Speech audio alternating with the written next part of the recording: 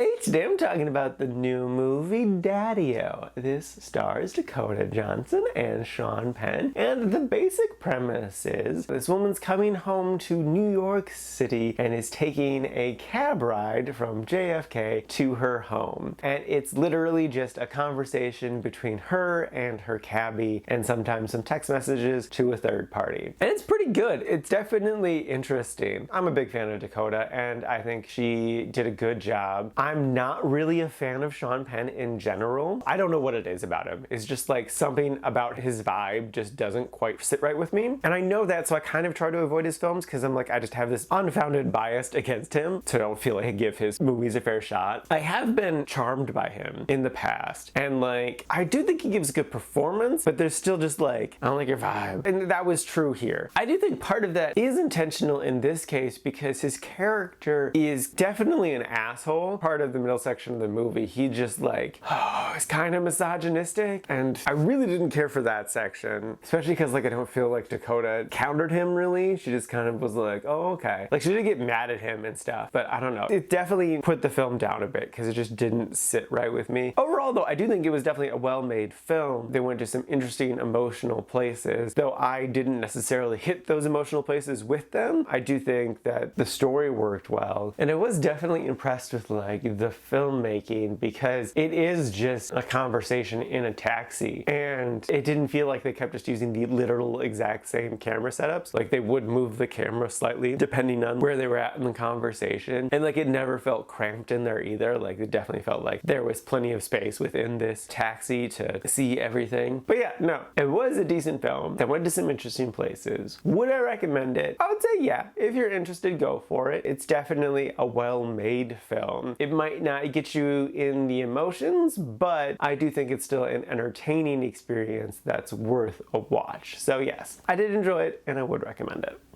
And now for my ranking, I put this at number 27 in the quite like section. And this is out of a total of 44 new movies so far this year.